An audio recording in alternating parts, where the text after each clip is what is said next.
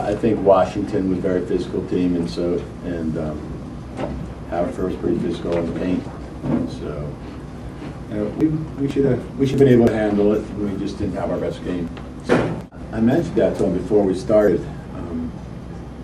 We did start off. We weren't very good before Christmas, and then or maybe I should say the first couple of weeks, and we started getting a little bit better defensively, and we started working well together, and we won a couple close games, and so I think we came a long way. I don't think anyone expected us to be the conference champs or to make the NCAA tournament, to be honest. And our first week or two of practice, I didn't expect it either. I thought we'd be a competitive team in the conference, and we were, and we turned out, to win a couple games that were key games, and got lucky when a couple of our opponents lost games to put us in a position to host, and we were fortunate to play pretty well during our conference championships and be able to move on. That's highly unusual for us. We usually don't take nearly that many. Some of them are pretty clean looks, and a couple people I talked to, and I said, if you get a clean look where you're in rhythm, go ahead and shoot it. But there were a few that they were open, but we rushed into them.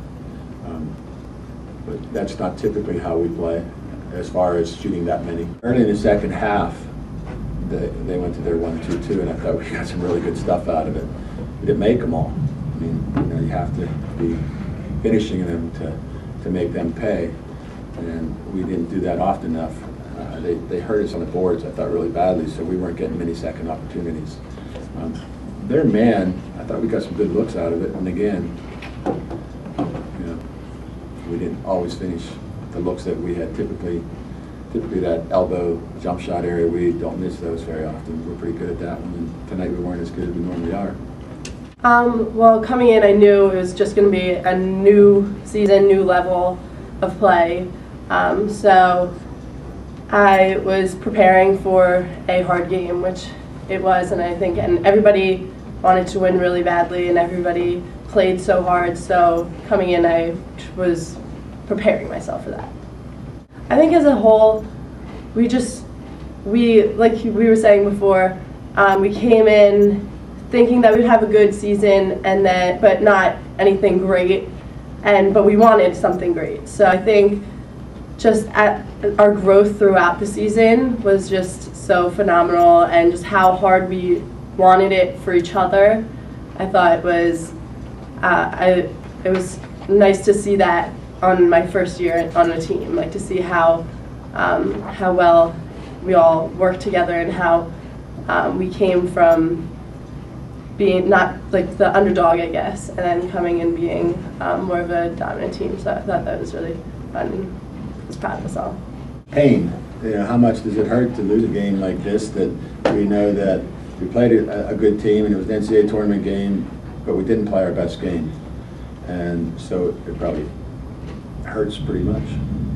I don't like to lose, and I know they don't as players, so maybe that pain will be a motivator in the back of their heads to work pretty hard in the off season. and you know, and improve individually between now and October, and then as a team, you know, hopefully be able to repeat as, you know, a conference playoff team, and then hopefully as an NCAA team. I think tonight, you know, the opportunity was there, and you know, she fulfilled her mission kind of. She just kept playing the way she played all year, and when she got clean looks, she knocked them down, and she fought in the paint, and you know, I think that's Jess, period. I don't think there's probably a difference maybe from October, but once we got to January, we knew that, you know, she was a pretty nice player, and she fit in really well with the rest of our players, both on and off the court, and I think that chemistry they developed was pretty good, and they looked for her, and she produces when they find her. We've been asking them for weeks to come out of their box, what I call my comfort zone, out of their box that they are normally in. You know, my number 10 has, and both juniors, Dana and Christine, you know, I asked them even last week to talk to their young kids. I mean, you see our roster, you see how young we are. These guys cannot do it all. They have worked and made our team better. My young kids, you just see the minutes. I've started a freshman every game because it works out that I have 4 upperclassmen and 1 freshman, and that rotation has moved and moved and moved. And these guys have just vastly improved this team and worked to pull this team together. In the last couple of weeks, I've really been focusing on those freshmen and my sophomore, and just telling them I need more, I need more, I need more. Dana's been playing consistently all season. Everything, you know, it might not be points, it might be rebounds, it might be assists, but it's the biggest thing that she brings is her defense. And Christine, major spark plug as far as I'm concerned, gets the game ball tonight. You know, again, stays after practice, shoots her shots and does what she has to do for this program, and that's what I asked of them, is to give me more, knowing what everyone's going to do to Flo. And she's not going to be on, but Flo did some good things in her assist and other things for us. Yeah, not at all. I mean, when you get to this, you know, again, I have a young team. We've been talking to them about, we're at 64. We just walked into that locker room and said 32. And I'll be honest with you, I don't know if some kids know what that means. Not at all. When you get to this point, those teams, everyone is good, everyone works, and that's what I've said before, is this is where our program needs to be. Our young players need to be in this position to focus on the future, and this is where, and again, I have juniors, and they want this season to keep going, so not at all, it definitely was, and we held her own. She does that well. She does that well.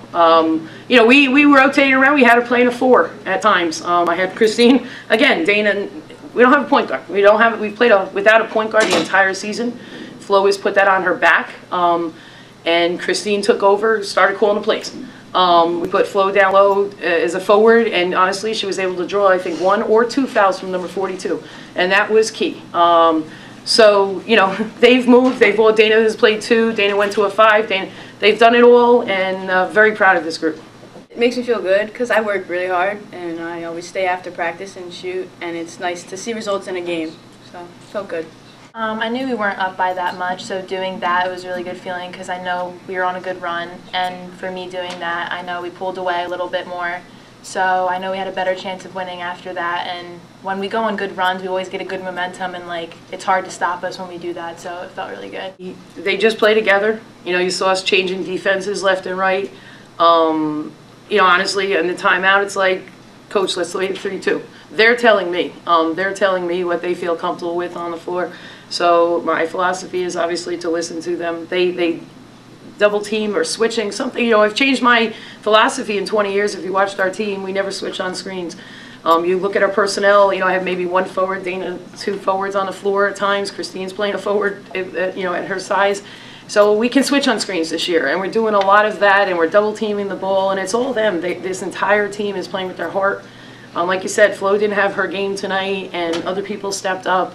And, you know, as we were busting Dana about hitting that backboard, I had to add that in this, hitting that backboard when we didn't need to hit the backboard. But you know what? They all pulled together, and they just stuck together and did what we had to do. I looked on the court at one time, and I said, I had 3 freshmen with these 2 guys. I had 3 freshmen on the floor.